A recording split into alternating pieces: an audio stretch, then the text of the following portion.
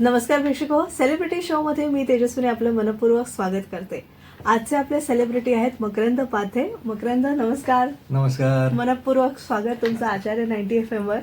आज सेलिब्रिटी म्हणून मकरंद दादांना आणायचं कारण म्हणजे अर्थातच आज आपण हा विशेष भाग करतोय, विशेष पॉडकास्ट करतोय, कारण हिंदू हृदय सम्राट बाळासाहेब ठाकरे यांच्या जयंतीनिमित्त आपण ज्यांनी त्यांचा रोल म्हणजे त्यांचं चरित्र साकारायची, भूमिका करायची संधी मकरंद दादांना मिळाली आणि आमच्या ग्रुपमध्ये एक फार अभिमानास्पद गोष्ट घडली. कारण प्रत्येकाचंच असं असतं ना की आपण ठाकरे बाळासाहेबांना भेटलो किंवा त्यांच्याबद्दल काही पुस्तक वाचलं किंवा आपल्याला असं आणि तुम्ही तर चक्क त्यांची भूमिका साकारलीत आणि ती सुद्धा मोठ्या पडद्यावर. त्यामुळे फार कौतुक आहे तुमचं आणि खरंच आणि ते एक मोठं म्हणजे तुमच्या हातून कार्य घडून गेलं, तर त्याबद्दलही तुम्हाला खूप साऱ्या शुभेच्छा. पण एकंदरीतच या निमित्ताने आजच्या कार्यक्रमाच्या निमित्ताने तुमचं छोटीशी मुलाखत घ्यायची आहे, म्हणजे सगळा आतापर्यंतचा तुमचा कला प्रवास जाणून घ्यायचा आहे. तर सुरुवात कुठून, अगदी लालबाग परळपासून करूया? चालेल चालेल चालेल ना. लालबाग परळ म्हणजे मी तसं शाळेत असल्यापासूनच नाटकांना वगैरे कामं करत होतो, एकांकिकांमधनं. आणि दादर छबिल्ला शाळा, तिकडे तर आविष्कार थिएटर पाहिलेलं आहे, त्यामुळे मी तिकडे अनेक कलाकार मोठे मोठे घडताना पाहिलेले आहेत तिकडे. म्हणजे अगदी नाना पाटेकर, अशोक सराफ सकट, अशोक सतीश पुळेकर, बरेच कला, सुलभाताई, त्यांच्याबरोबर तर मला काम करायची संधी मिळाली. मी लहान होतो शाळेत असताना, तेव्हा सुलभाताईंच्या दुर्गा झाली गौरी या नाटकात काम केलं होतं. त्यामुळे आणि माझ्या शाळेचे सर होते विलास जोशी, त्यांच्या हाताखाली मला खूप शिकायला मिळालं. त्यांचेच खरं उपकार मानले पाहिजे, कारण त्यांच्यामुळे मला अनेक जणांना भेटता आलं.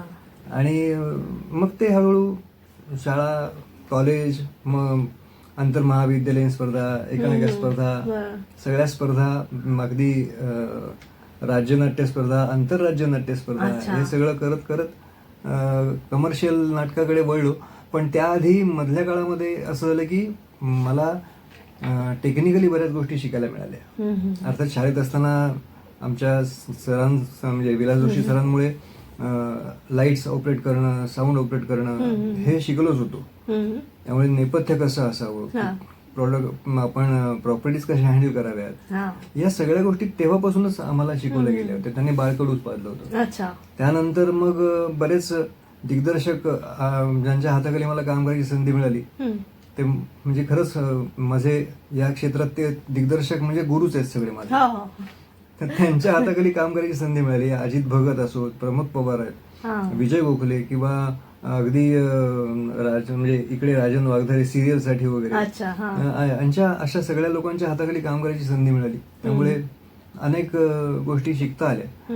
ऍड एजन्सीज मधनं कामं केली. मी जे सुलभाषला पास आउट झालो आणि मग नंतर मग आमची ऍड एजन्सी होती मोठ्या भावाची माझी. माझं स्पेशलायझेशन फोटोग्राफी होतं आणि मी 2 वर्ष मला सह्याद्री चॅनलला मोहन वेगनेंच्या हाताखाली 2 वर्ष मला असिस्टंट म्हणून काम करायची संधी मिळाली. अर्थात ते काय म्हणतात त्याला, ते इंटर्नशिप होती माझी ती.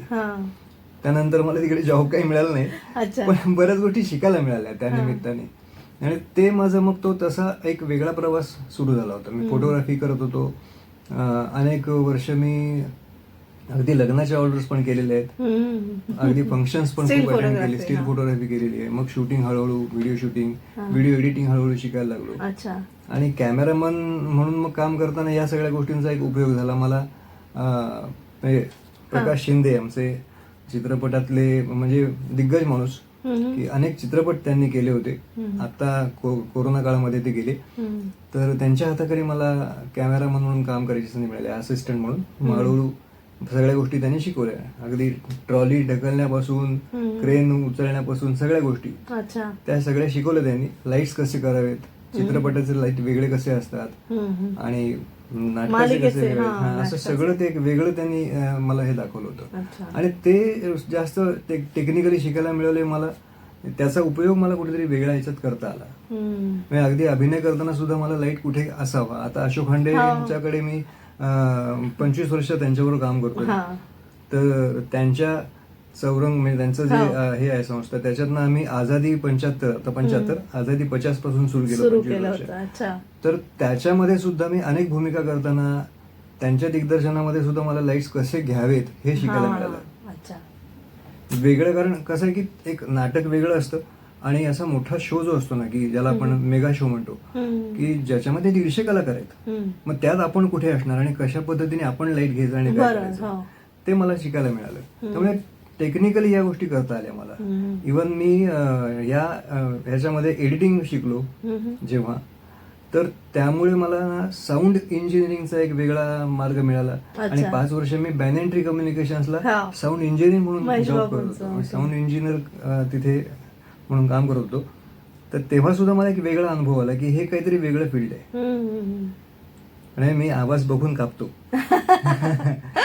असा तो सगळा प्रवास आहे, नाटकातनं, सिरियल्समधनं आणि चित्रपटातनं. नक्कीच. सर फार अगदी मोजकच बोलतायत, पण सरांचा परिचय म्हणजे सगळ्यांना आपल्याला अभिनेते आणि निवेदक म्हणून प्रसिद्ध आहेत ते, पण तरी सुद्धा सरांचं मेकॅनिकल आणि सिव्हिल ड्राफ्ट्समन त्यांनी केलेलं आहे आणि इंटिरियर डिझायनर सुद्धा ते म्हणून काम करत होते. JD आर्ट्स ॲडव्हर्टायझिंग आणि JJ स्कूल ऑफ आर्ट्सचे ते स्टुडंट आहेत. आणि सरांनी असं सांगितलं, सह्याद्री जो चॅनल आहे तिथे ते सहाय्यक कॅमेरामन म्हणून होते. तसंच 5 वर्ष जाहिरात कंपन्यांमध्ये सहाय्यक दिग्दर्शक म्हणून आणि मुख्य दिग्दर्शक म्हणून त्यांनी काम पाहिलेलं आहे आणि साऊंड इंजिनियर म्हणून बनियंट्रीमध्ये. नाटकाचा आणि नाटक म्हणजे मराठी, हिंदी आणि मालिका, तसंच मराठी, हिंदी आणि चित्रपट असा त्यांचा खूप मोठा बायोडेटा आहे. म्हणजे वाचायला गेलं तर मला वाटतं हा पूर्ण पॉडकास्ट म्हणजे त्याची वेळ संपेल एवढा त्यांचा मोठा. तरी मला अगदी निवडक नाटकांविषयी किंवा निवडक मालिकांविषयी तुम्हाला विचारायचं आहे. पहिली संधी आपल्याला आपण म्हणतो ना की पहिलं व्यावसायिक नाटक तुमच्या वाटेला कुठलं आलं आणि त्याचं तुम्ही सोनं कसं केलं, त्या संधीचं सोनं कसं केलं? मी जस्ट कॉलेजमधून माझी परीक्षा संपून बाहेर पडत होतो. परीक्षा संपली होती जवळपास आणि कॉलेजमध्येच माझे एक सिनियर मित्र होते, श्रीगावकर म्हणून. त्यांनी मला विचारलं की काय रे तू इकडे कॉलेजमध्ये गॅदरिंगमध्ये धमाल करतोस, एकांकिक म्हणजे काही नाट्यप्रवेश केलीस किंवा एकांकिकांमध्ये कामं केलीस, आता कॉलेजच्या गॅदरिंगला तू गाणी म्हटलीस, मग तू असं सगळं तुझ्या मैत्रिणींसमोर गाणी म्हणतोस, मग मला एखादं गाणं म्हणून दाखव. तर अर्थात चिडवत होता. पण मग त्यांनी मला सांगितलं की तू नाटकात पण काम करतोस, आवाजही चांगला आहे तुझा, तुला कमर्शियल नाटकात काम करायची इच्छा आहे का? मी म्हटलं ऑब्व्हियसली म्हणतो माझा मार्ग तोच आहे. म्हणजे जरी म्हटलं मी हे शिकत असलो तरी मला कधी ना कधीतरी या क्षेत्रात काम करायचंच आहे. बरोबर.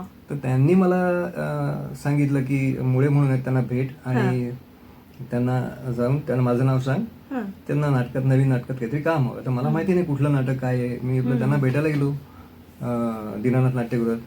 ते म्हणाले की मला असं असं पाठवलंय. हा बस म्हणा. त्यावेळेला मोरूची मावशी नाटक चालू होतं आणि मी तर ते जवळजवळ 5-6 वेळा पाहिलं होतं. प्रशांत दामलेंचं नाटक इतके वेळा पाहिलं, म्हणजे मला ते असं बाहेरनं पाठ होतं की अरे वा हे आता ह्याच्यानंतर मला खूप म्हणजे अगदी. कारण कसं होतं की त्याआधी विजय चव्हाणांचं ना, विजय चव्हाणांचं त्याआधी टूरटूर नाटकाला मी साईड रिदमला वाजवायला जायचो. अच्छा. त्यामुळे या सगळ्याच कलाकारांची माझी ओळख होती. मी कारण तिथे वादक म्हणून होतोच, त्यामुळे त्यांच्याबरोबर दौरे किंवा नाटकात इतर वेळेला माहिती होती त्यांना. आणि मुळेंनी मग त्यांची ओळख करून दिली विजय चव्हाणांची. तर विजयदादा मला ओळखत होता. तर तो काहीतरी खात होता आणि खाता खाताच त्यांनी सांगितलं रे विजय हा मकरंद पाध्ये हा आता मोरू म्हणून. मला त्यावेळेला मला आश्चर्याचा धक्का होता की मला न सांगताच त्यांनी हा मोरू म्हणून काम करेल असं डायरेक्ट सांगितलं. मग मी म्हटलं अरे बापरे मोरू डायरेक्ट. तर विजय म्हणाला की मी ओळखतो कारण हा टूरटूरला होता माझ्या बरोबर आणि हा मला माझ्या मफतलाल मध्ये मला येतो मदतीला बरेच वेळा. तर मग तो म्हणाला की मग काय करेल. त्यामुळे ते असं इतकं. आणि ऑफकोर्स त्याने मला इतका कॉन्फिडन्स दिला की त्याच्याकडे तर मला बऱ्याच गोष्टी शिकायला मिळाल्या. पण मधल्या काळामध्ये काही प्रयोगानंतर दिलीप कोल्हटकर स्वतः बघायला आले होते, दिग्दर्शक त्या नाटकाचे. तर त्यांना आवडलं, पण ते म्हणाले की मकरंद ह्याच्यामध्ये आणखीन थोडं बघा, पण तू प्रशांत दामले किंवा सुनील बर्वे न दिसता तुझी वेगळी इमेज करता आली का. तर मला त्यांनी काही गोष्टी शिकवल्या, टिप्स दिल्या आणि मग त्यामुळे त्याच्यानंतर मकरंद पाध्येचा वेगळा मूड दिसायला लागला. तो लोकांना आवडला नो डाऊट. मी अगदी प्रशांत दामलेनी पण माझी तारीफ केली होती की अरे मकरंद म्हणे हा वेगळा मोरू गेला आणि खूपच छान वेगळं करतोय. ते आवडलं बऱ्याच जणांना. अतुल परचुरे चांगला मित्र, तर तोही आला होता त्या प्रयोगाला. तो म्हणाला की अरे क्या बात, मिठीच मारली म्हणजे मकरंद हा मोरू मला खूप वेगळा बघायला मिळाला आहे, जो इतरांपेक्षा वेगळा आहे. त्यामुळे त्या प्रवासामध्ये मला नो डाऊट त्या नाटकाचे निर्माते सुधीर भट आणि विजय चव्हाण आणि प्रदीप पटवर्धन यांनी मला खूप मदत केली, खूपच मदत केली. आणि सुधीर भट तर म्हणजे एकदम कवय्या माणूस, त्यामुळे दिलदार माणूस. त्यांनी मला म्हणजे आश्चर्य त्या काळामध्ये आपण ज्याला नाईट म्हणतो, मानधन पाकिट हे इतरांपेक्षा नेहमी कमी असायचं सुरुवातीला. पण मला त्यांनी माझे प्रयोग बघितल्यानंतर त्यांनी लगेच 50 प्रयोगांमध्येच त्यांनी माझी नाईट वाढवून टाकली आणि लगेच खूपच म्हणजे इतकं छान हे आहे की मी 100 प्रयोग बघतो आणि मग देतो. पण नाही, मला तुझं काम आवडलं, लोकांकडनं तुझ्या प्रतिक्रिया खूप चांगल्या येतात. त्यानंतर मग विजय चव्हाण बरोबर आणखीन 1-2 नाटकं केली, कार्टी प्रेमात पडली वगैरे. त्यांनी मला बऱ्याच गोष्टी शिकवल्या, नो डाऊट.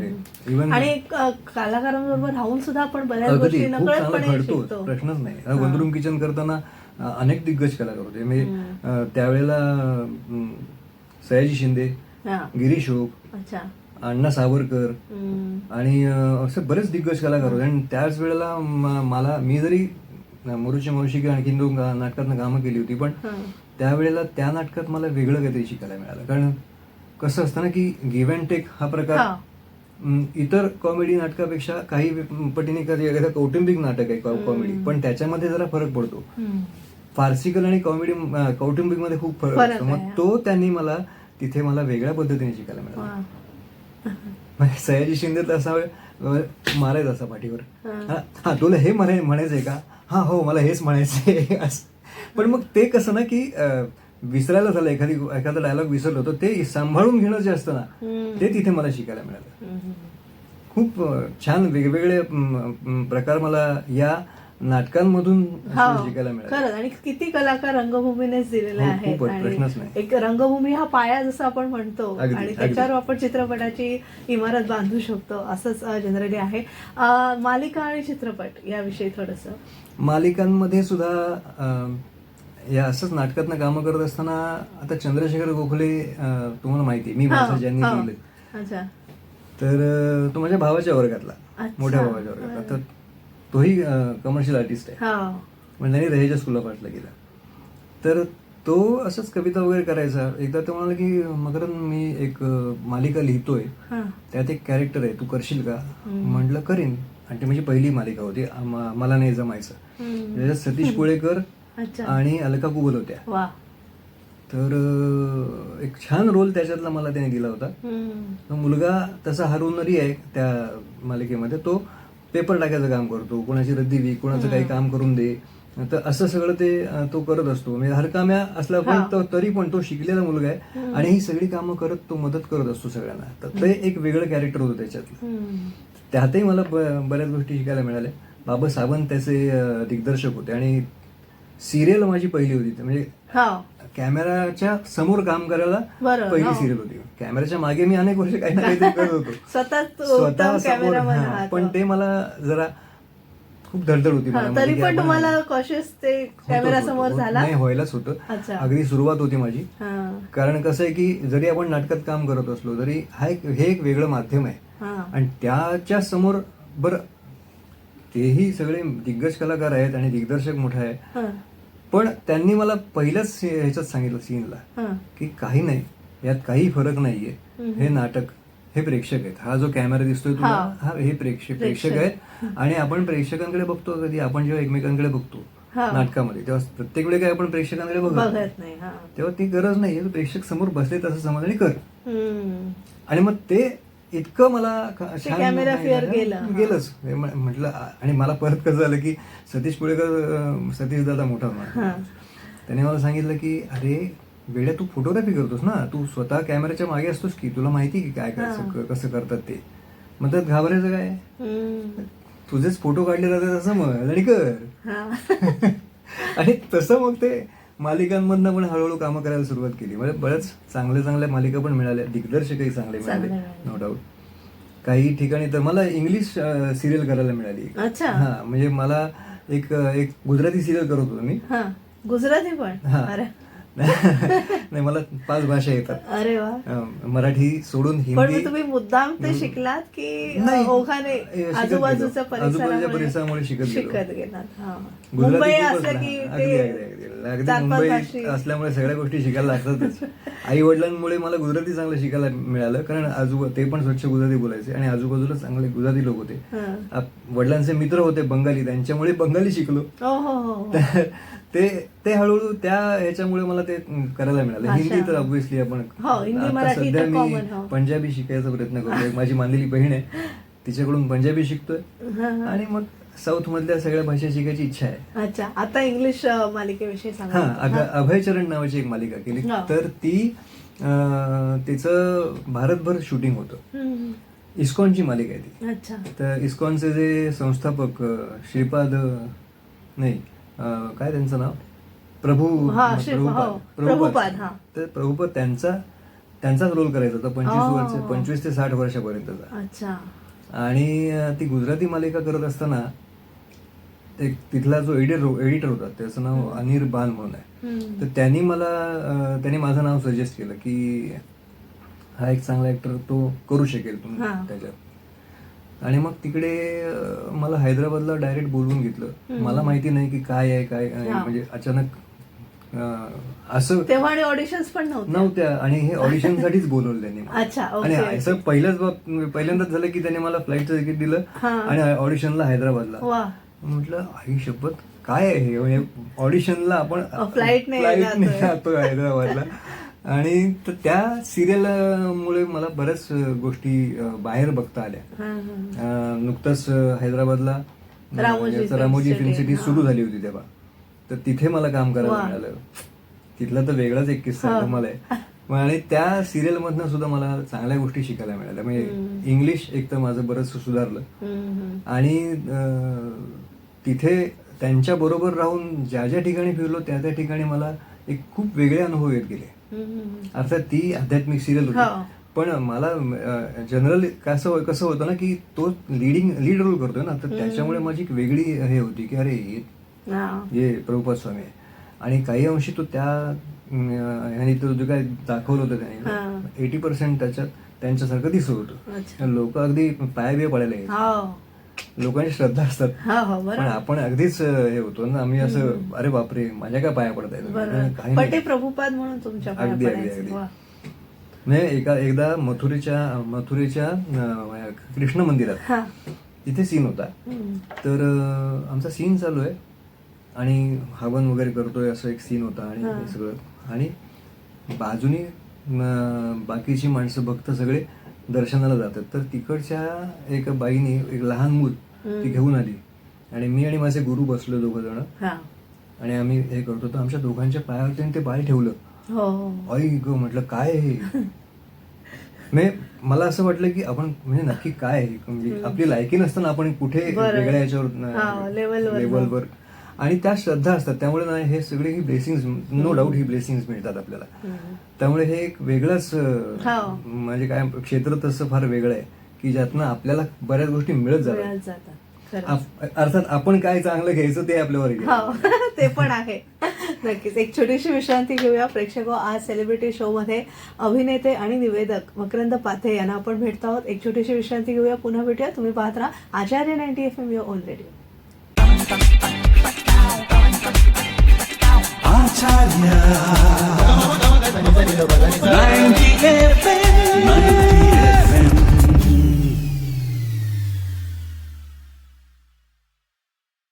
विश्रांतीनंतर तुम्हा सगळ्यांचं पुन्हा एकदा स्वागत. तुम्ही पाहत आहात आचार्य 90 FM युअर ओन रेडिओ आणि आज आपण सेलिब्रिटी शो मध्ये अभिनेते, दिग्दर्शक आणि निवेदक मकरंद पाथे यांना आमंत्रित केलेलं आहे. आजचं विशेष कारण म्हणजे आज स्वर्गीय हिंदू हृदय सम्राट बाळासाहेब ठाकरे यांची जयंती आहे आणि त्यांची भूमिका करण्याचा योग मकरंद पाथे सरांना मिळालेला आहे. धर्मवीर मुक्काम पोस्ट ठाणे या चित्रपटातील भूमिकेबद्दल आता कट्टू लगेच बोलूया. तर फार उत्सुकता आहे, ती भूमिका मिळाली कशी आणि अगदी तुम्ही ती साकारली कशी, याबद्दल जाणून घ्यायला आवडेल. असं या भूमिकेनंतर मला अनेक जणांच्या हे आले की म्हणजे प्रतिक्रिया तर आल्याच, पण अनेक ठिकाणी माझ्या अशा छोट्या छोट्या मुलाखती झाल्याच बऱ्याच ठिकाणी बरेच वेळा.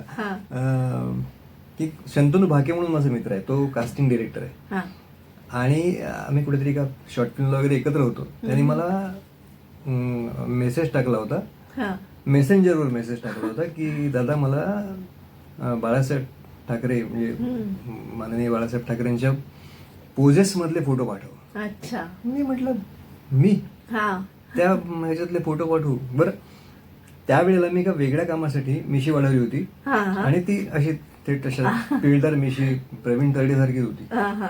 तर मी त्याला म्हटलं मी काही 2 दिवस इग्नोर केलं. म्हटलं नाही काहीतरी काय सांगतोय. 2 दिवसांनी परत मेसेज, दादा प्लीज फोटो पाठव. म्हटलं काय आहे एवढं मला. म्हटलं काय बाबा काय आहे. नाही प्लीज पाठव फोटो पाठव. म्हटलं बरं ठीक आहे पाठवतो. तरी मी 2 दिवस परत उशीर केला. तर मग माझ्या मित्रांनी फोटो काढले, ते सगळे असे हात वर केले, कमरेवर हात ठेवून वगैरे असे सगळे ते फोटो त्यांना पाठवले मी. बरं त्याला हेही सांगितलं, अरे म्हटलं मी कुठल्याही अँगलनी ठाकरे कुटुंबातलं दिसत नाहीये. नाही असं तर तू काय. आणि बरं मिशा वाढवली ना, अशा पिळदार मिशा होत्या, शक्यच नव्हतं मी त्यात दिसणार. बरं नाकाचं काय. तर तो म्हणाला की दादा फक्त तू पाठव काय ते.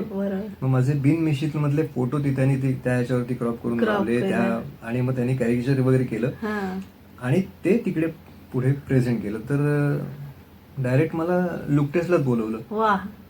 हे माझ्याकरता परत हे होतं की अरे ऑडिशन नाही काय नाही, तू काही सांगितलं नाही काय नाही, तू डायरेक्ट लुक टेस्टला. म्हणजे दादा प्लीज ये. पण म्हटलं ह्याचं काय करू मिशीचं. म्हणाला की तुझ्या मेजरमेंटची मिशी मी बनवून देतो, जो काय खर्च येईल तो काळजी करू नकोस, पण प्लीज मिशी काढून ये. मग मिशी काढून गेलो आणि तरी मला जागदू काय आहे बाबा काय, मला प्रोजेक्टच माहित नाही, सांगितलंच नाही. आणि मग तिथे गेल्यानंतर मला सांगितलं कुणाला सांगू नको अजिबात, हे असं असं आहे. अरे बापरे. पण म्हटलं मी कसं दिसेन, बस मेकअपला बस. बरं गंमत म्हणजे त्यावेळेला ना गुरु ठाकूर पण तिकडे त्याच ह्याच्यासाठी आलेला होता. बरं तो मला म्हणाला अरे मकरंद हे बघ मी माझी तब्येत बघ, मी चेहरा कुठल्या अँगलनी त्याच्यात मी बाळासाहेब ठाकरे दिसणार आहे का. पण आता ह्याने काय म्हणून बोलवलं करू काय. म्हटलं बरं ठीक आहे बघूया म्हटलं काय होतं ते. मेकअप करून झाल्यानंतर त्यांनी ते नाक आणलं होतं, ते तात्पुरतं बनवून ठेवलं होतं आणि मग त्यांनी मला दाखवलंच नाही अजिबात. सगळं तयार झालो आणि आरशासमोर उभं राहिलो.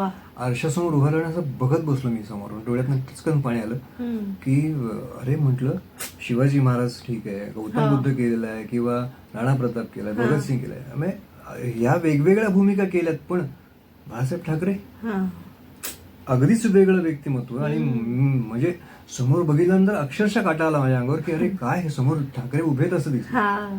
डोळ्यात पाणी आलं. मी म्हटलं की जर असं असेल तर मी कुठलीही भूमिका करू शकेन, पण तो कॉन्फिडन्स द्यायला मला ते माणसं तिथे म्हणजे असं असतं ना की एक हे असते.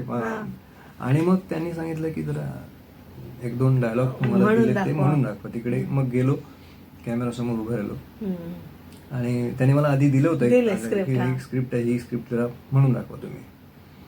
तर गेलो आणि उभा राहिलो होतं त्या ह्याच्यात. जमलेल्या माझ्या तमाम हिंदू बांधवांनो, भगिनींनो आणि मातांनो, जय महाराष्ट्र एवढंच बोललो. तिकडे टाळ्या वाजल्या. ते म्हणाले पुढचं काही बोलू नका. अगदी म्हणजे एक क्षणभर असं पटकन बघितलं, टाळ्या वाजल्यानंतर ते फटाके बंद करा कोण वाजवते ते असं म्हटलं. ते इतके खुश झाले सगळे. आणि मग ते अप्रूव्ह केलं त्यांनी लगेच. आणि बरोबर 12 दिवसांनी माझं शूट लागलं. पण 12 दिवसामध्ये मला नेमका काय साहेबांचा अभ्यास होता आणि मला सगळे त्यांच्या क्लिप्स बघितल्या जेवढ्या होत्या तेवढ्या. फक्त माझं नशीब एवढं चांगलं होतं ना की म्हणजे खरोखरच भाग्यवान आहे मी की माननीय बाळासाहेब ठाकरेंच्या घरी मी 3 वर्ष लागोपाठ त्यांची वाढदिवसाचे फोटो काढायला गेलो होतो. अरे वा.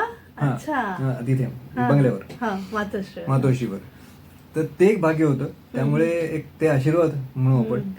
आणि मी आनंद दिघेंना देखील पाहिलेलं आहे, कारण ते नाटकाला आले होते आमच्या. त्यामुळे ती ब्लेसिंग्स आहेत त्यांची. आणि खरोखरच ते आशीर्वाद म्हणून ह्या भूमिकेत मला सगळं करता आलं व्यवस्थित. 12 दिवसांमध्ये मला तो एक अभ्यास खूप उपयोगी पडला. आवाज त्या दिवशी म्हणजे ऑफकोर्स मी सलग ते बघितलेलं असल्यामुळे त्या क्लिपिंग्स बघून तरी सुद्धा तो आवाज काढणं सुद्धा एक कलाच आहे, म्हणजे तो थोडा बेसचा. आणि तुम्हाला सगळ्यांना सांगते की आम्ही सगळ्यांनी जेव्हा चित्रपट पाहायला आल्याबरोबर तेव्हा आमचे सगळे आम्ही नेहमीच म्हणजे असतो, भेटतो आणि बोलतो, पण ह्यांची भूमिका करणारे, बाळासाहेबांची भूमिका करणारे आपला मित्र आहे हे आम्हाला म्हणजे खरंच वाटे ना, की म्हणजे एवढं आपण ओळखतो एकमेकांना, की पण चित्रपटात पाहिल्यावर अरे हा आपला मित्र आहे असं झालं होतं. अगदी. पण म्हणजे कसं ना, बरं हे मी भूमिका करून शूटिंग चित्रपट पूर्ण होईपर्यंत मी कोणाला सांगितलं नव्हतं, अजिबात कोणाला सांगितलं नव्हतं की मी हे करतोय. कारण मला तसं सांगितलं होतं की नको इतकंच रिव्हील करायचं नाही आपल्याला. घरच्यांची काय प्रतिक्रिया होती? घरच्यांची कारण घरचे म्हणजे कसं रोजचं आपलं उठणं बसणं त्यांच्यावर असतं, आणि बाळासाहेबांची भूमिका केली आणि ते ओळखलं का तुला? नाही ओळखलं, नो डाऊट ओळखलं. म्हणजे अगदी बरेच दिवस असं होतं की मला पहिला सीन एक लागला होता, तो नेमका गेटवे ऑफ इंडियाचा होता. आणि तिकडचा सीनचं माझा कॉल टाइम होता पहाटे 3 वाजता. आता पहाटे 3 वाजता आजपर्यंत आयुष्यात कधी कोणी बोलवलं नाही तुला, तू नक्की कुठे चाललास मला सांग, असं माझ्या बायकोने विचारलं मला. तर मी म्हटलं अगं थांब, मी खरोखरच मी शूटला जातोय. 3 वाजताचा कॉल टाइम आहे, 2 वाजता निघालो होतो मी घरातनं. आणि मला चर्चगेटला जायचंय, मी आल्यावर तुला सांगतो काय ते. तेही मी सांगितलं नसतं. मग तिला एक फोटो दाखवला आल्यावर, म्हटलं काय बाळासाहेब ठाकरेंचं काय, नीट बघ ना म्हटलं. तुम्ही नीट बघितलं, तू आहेस, अरे बापरे, म्हणजे इतकं झालं की हा हे काय आहे. मग तिला सांगितलं काय आहे ते. सगळ्यांनाच तो आनंद झाला. पण तरीही ते चित्रपट येईपर्यंत मी कोणाला काही सांगू दिलं नव्हतं. पूर्ण चित्रपट आला तेव्हा मी सगळ्यांना सांगितलं. बाकी आपल्या सर्कलमध्ये किंवा कलाकारांना माहिती होतं की आहे, पण तो स्क्रीनवर पाहताना पटकन ओळखू येत नाही. एवढं चपखल भूमिका वठवली पण आहे आणि दिसलात पण आहे. सगळी खरंच समर्थ ग्रुप आहे, त्यामुळे मी माझं काहीच नाही याच्यामध्ये. नाही, पण मेहनत, कष्ट, सातत्याने या क्षेत्रात काम करत राहणं हे सुद्धा अभ्यास फार महत्वाचा आहे. कुठलंही तुम्हाला काम मिळालं ना की त्याचा एक स्टडी पाहिजे, अभ्यास केला पाहिजे. ती भूमिका आहे ती ते काय आहे त्याच्या मागे ते समजून घेतलं पाहिजे, आणि तेच कुठेतरी उपयोगी पडतं मग आपल्याला. मला वाटतं आता लवकरच राज ठाकरे यांच्यावर बायोपिक आला, तिथेही तुझं कास्टिंग व्हावं. नक्कीच. परत एक छोटीशी विश्रांती घेऊया आणि सेलिब्रिटी शो मध्ये मकरंद पाथे यांच्याशी आपला संवाद असा सुरू ठेवूया. तुम्ही पाहत राहा आचार्य 90 FM ऑन रेडिओ.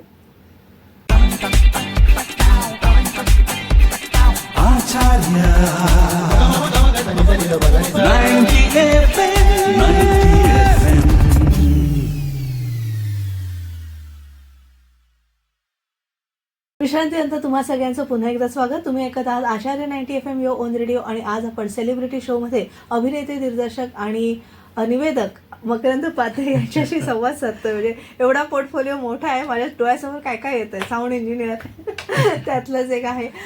मला आत्ता जाणून घ्यायचंय, अर्थातच तुम्ही परीक्षक म्हणून सुद्धा ठिकठिकाणी जाता, तर परीक्षण मंडळाच्या कुठल्या कुठल्या म्हणजे सेन्सॉरमध्ये सुद्धा तुम्ही काही काळ काम केलेलं आहे, जे चित्रपटांची सेन्सॉरशिप असते, तर तो सगळा अनुभव कसा होता? कारण इतकं वर्ष काम केल्यानंतर आणि सगळ्या माध्यमांमध्ये, नाटक, मालिका आणि चित्रपटांमध्ये काम केल्यानंतर परीक्षकाचा कोट अंगावर घातल्यावर कसं वाटतंय? फार जबाबदारीचं काम आहे ते.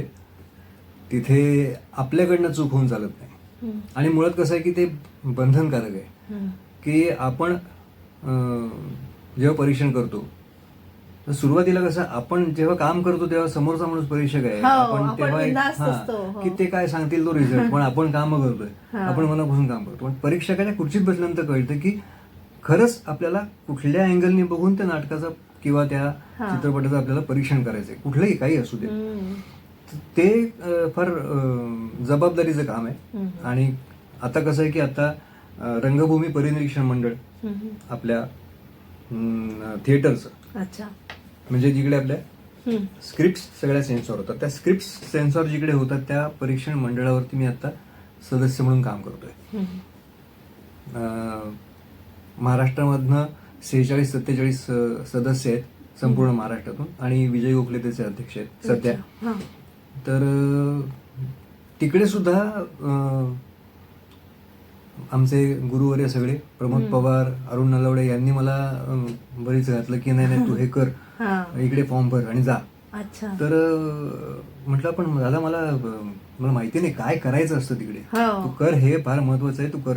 तुझ्या आता तुझी लेवल वाढली हळूहळू, ते तू याच्यात यायला पाहिजेस. तर म्हटलं चालेल, जातो. तर मी तिकडे फॉर्म भरला, झालं माझं सिलेक्शन तिकडे, कास्ट हे पण झालं, मंडळावर सदस्य म्हणून नेमणूक झाली. आणि तेव्हा मला मग ते सगळे आता नियम, आता तर बरेच नियम बदलले, या 1-1.5 वर्षात तर खूपच नियम बदलले, पण या त्या सगळ्या नियमांचं काटेकोर पालन कसं करायचं आणि आपण कशा पद्धतीने त्याचा रिझल्ट लावायचा, तो क्रायटेरिया कसा असतो, या सगळ्या गोष्टी तिथे मला बघायला मिळाल्या. की त्यांना तात्पुरतं प्रमाणपत्र का द्यायचं, किंवा त्याच्यामध्ये काय आक्षेपार्ह आहे ते बाजूला काढायला सांगायचं त्यांना. ते करायला तयार नसतील तर मग काय करायचं. तर म्हणजे असं त्याच्यावरती बऱ्याच गोष्टी. आणि कधी कधी असं होतं की आम्ही लेखकांना कार्यालयात बोलवून घेतो परिनिरीक्षण मंडळाच्या, आणि तिकडे त्यांच्याशी आम्ही चर्चा करतो, मग त्यांना त्याच्यातनं आपण एक मार्ग काढून मग ते आपण सर्टिफिकेट देतो, असं असतं ते. तर हे फार तसं बघायला गेलं तर जबाबदारीचं काम आणि किचकट काम आहे, असं माझं मत आहे. आपण काय करायचं हे आपल्याला माहित असतं, पण काय करायचं नाही हे सांगणं दुसऱ्याला आणि परत एक्झॅक्टली हे शिकायला मिळतं. काय करायचं नाही, आता मला काय लिहायचं नाही हे शिकायला मिळालं. कारण इतके अफाट लेखक वाढले हल्ली की नो डाऊट म्हणजे असतील, त्यांच्या सगळ्यांच्या म्हणजे प्रतिभावानच आहेत सगळे.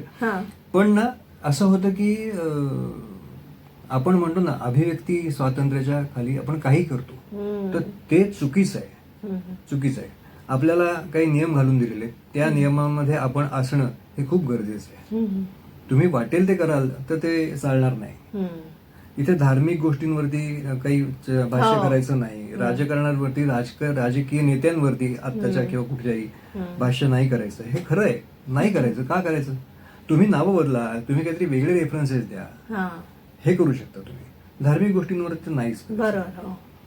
एक वेळ तुमचं भारत पाकिस्तान चालेल, वेगवेगळ्या देशांचं युद्ध ते चालेल, पण धार्मिक कुठल्या गोष्टी किंवा जातीयवादी करणं हे चुकीचंच आहे. कुठल्याही रिसेंटली सुद्धा त्या मनाच्या श्लोकवरून केवढं तरी झालंय वादळ, बापरे बाप. इव्हन ते आता ह्यांचं पण नाटक सावरकरांनी लिहिलं, त्याच्यावरती पण आता बरं निर्बंध घातले. काही गरज नाही खरं तर. चांगल्या गोष्टी दिसणंही तितकंच महत्वाचं आहे. पण कधी कधी असं होतं ना की लोक न वाचता सुद्धा मग त्याच्यावरती हे करतात, डिस्कस करतात, चर्चा करतात, आणि मग उगाच उहापोह करून भांडणं पण करतात. हे चुकीचं आहे. त्यामुळे ह्या गोष्टी मला तिथे शिकायला मिळाल्या. इव्हन चित्रपट सेन्सॉरला पण मी 1-2 वर्ष होतो, तर तेव्हा देखील एक वेगळा क्रायटेरिया याच्यातनं मला शिकायला मिळाला. आता एक चांगला हे आहे खरं तर नियम निघालेला आहे की 13 वर्षावरील मुलांसाठी आणि 16 वर्षावरील मुलांसाठी, म्हणजे पूर्वी जसं 18 वर्षावरील मुलांसाठी असं एक हे होतं, तो आता कमी केलाय.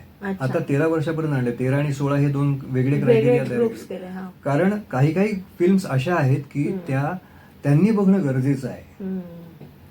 आणि आता तर मोबाईलनी तर सगळंच पुढे गेलेलं आहे. लोक काहीही बघतात. मुलं आता शाळेतली मुलं काही बघतात.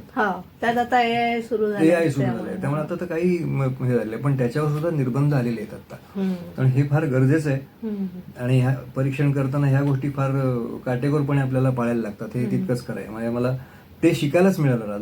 अजून शिक्षण काही जमलेलं नाही माझं. आणि मालिकांमध्ये सुद्धा जे शब्दोच्चार आपण म्हणतो ते स्पष्ट असणं, किंवा ती तुमची जर कोल्हापूरची भाषा असेल किंवा कुठली मालवणी भाषा असेल तर ते शुद्ध प्रकारे गेलं पाहिजे. कारण मालिका अगदी घराघरात बघितली जाते, त्यामुळे मालिकांचं सुद्धा तुम्ही सेन्सॉर वगैरे असं. आता मालिकेला तसं सेन्सॉर नाहीये, पण काय माहिती कदाचित ते पण करतील. वेब सिरीज वर तर यायलाच पाहिजे असं सगळ्यांचं म्हणणं आहे. म्हणजे आमचं सगळ्यांचं म्हणणं आहे की वेब सिरीज साठी सेन्सॉर असावं.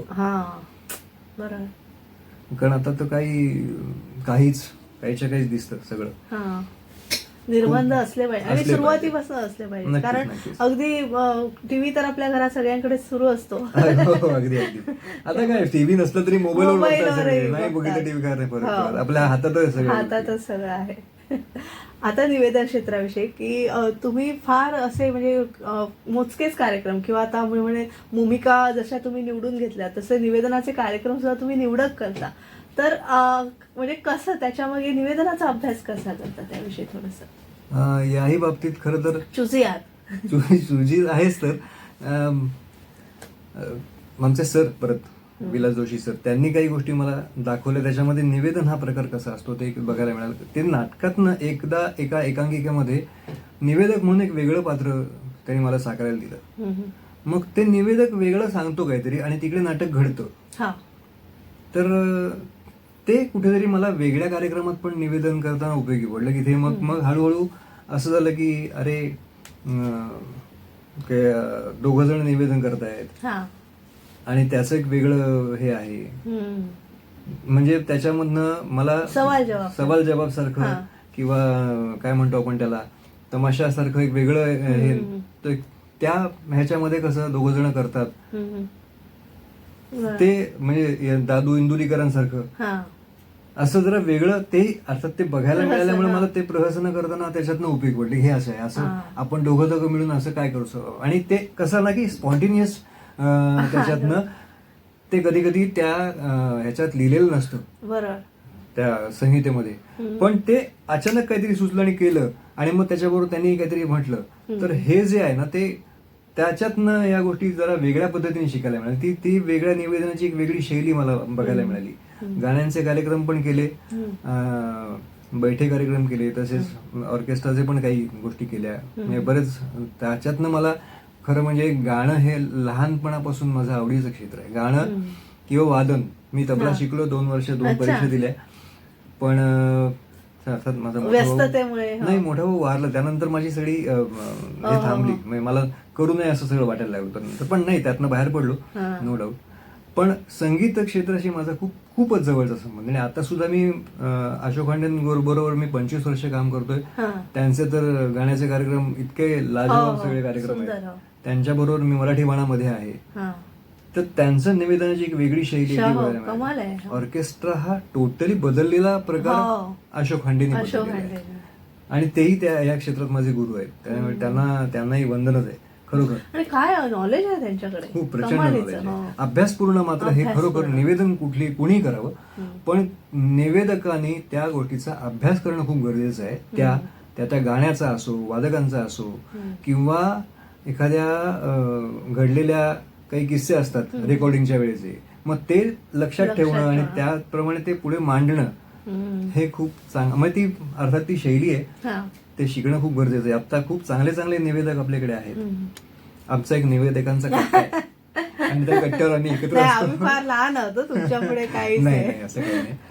पण कमाल. आणि खरं एक कन्सेप्ट शोचं निवेदन करणं किंवा दिवाळी पहाट आणि एक राजकीय कार्यक्रमांचं निवेदन करणं हे वेगळं नक्कीच वेगळं टफ आहे ते. आणि ती अर्थात मला अजून असं वाटतं की मी खूप कमी आहे या क्षेत्रामध्ये निवेदनाच्या. कारण कधी कधी असं होतं ना की स्पॉन्टेनियस काहीतरी सुचणं, पण ते योग्य आहे की नाही हे जर माहिती नसेल, जर कळलं नाही आपल्याला आणि आपण उगाच काहीतरी बोलून गेलो तर तसं व्हायला नको असं मला बरेच वेळा वाटतं. मला अजून काही गोष्टी शिकायच्या आहेत त्याच्यामध्ये. एक वेगळं तंत्र आहे ते.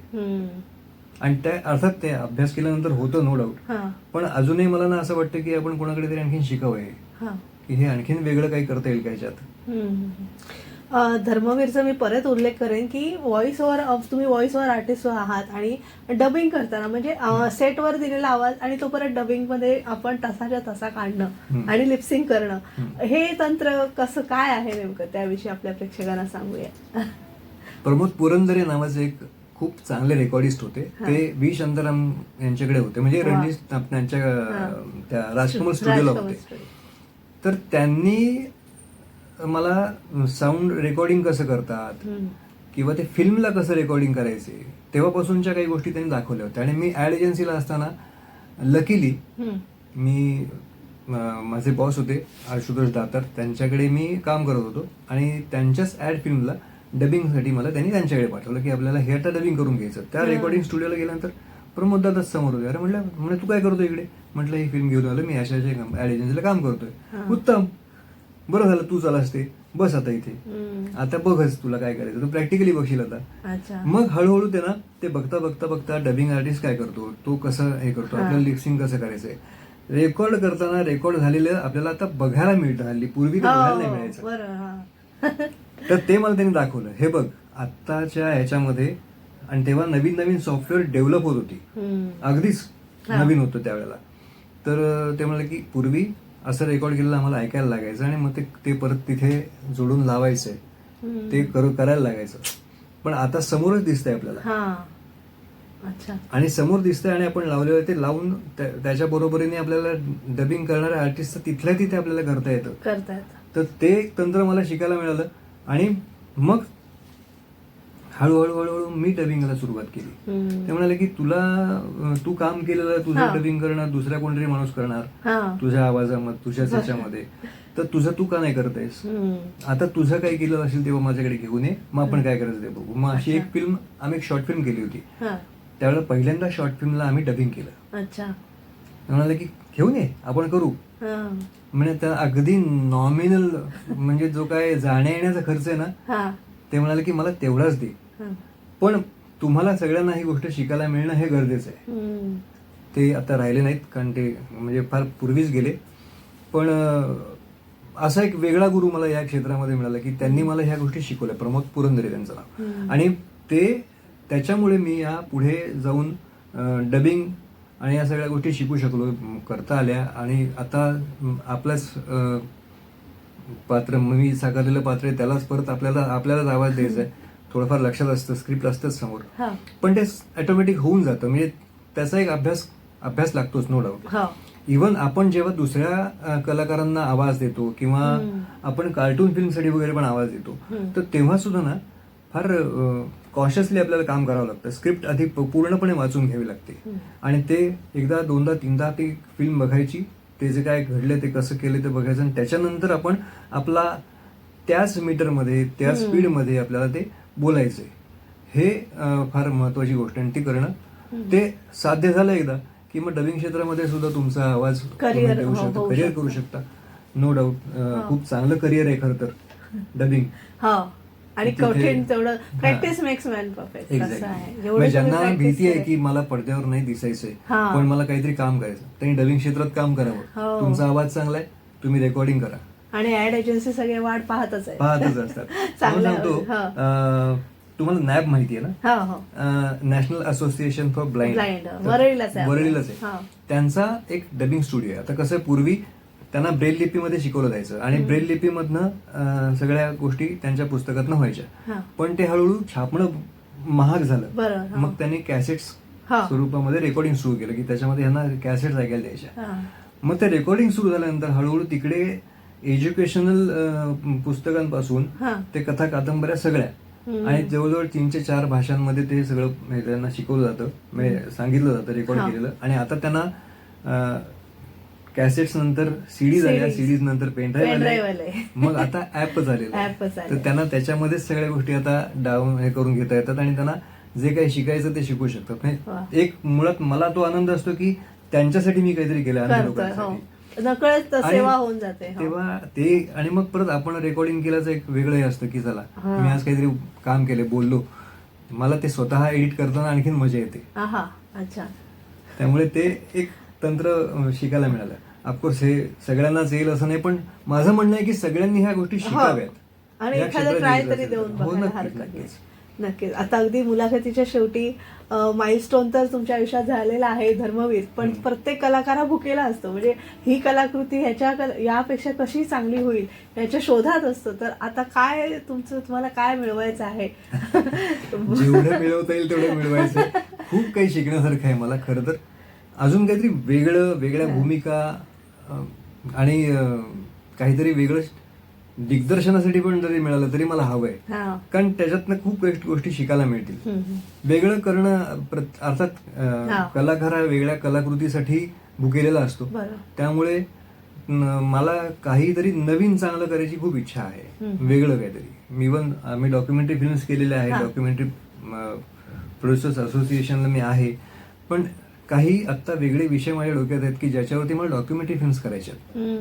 आणि निर्मिती क्षेत्र द्यायची इच्छा आहे. हा बरोबर, प्रोडक्शन.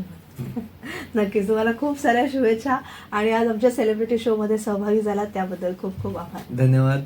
मला इथे बोलवलं त्याबद्दल तुमचेही आभार. तर प्रेक्षको, आज आपल्या सेलिब्रिटी शो मध्ये अभिनेते, दिग्दर्शक आणि निवेदक मकरंद पाध्ये उपस्थित झाले होते आणि खास त्यांना आमंत्रित केलं होतं. त्यांनी स्वर्गीय हिंदू हृदय सम्राट बाळासाहेब ठाकरे यांची जी भूमिका त्यांनी साकारली होती धर्मवीर चित्रपटानिमित्त, त्यासाठी त्यांना आमंत्रित केलं होतं. तर आमची ही मुलाखत तुम्हाला कशी वाटली हे नक्की आम्हाला कमेंट करून कळवा आणि आमच्या आचार्य 90 FM यूट्यूब चॅनलला लाईक, शेअर आणि सबस्क्राईब करायला विसरू नका. पुन्हा एका नवीन सेलिब्रिटींसह भेटूया पुढील सेलिब्रिटी शोमध्ये. तोवर मी तेजस्विनी आपला निरोप घेते. धन्यवाद. आचार्य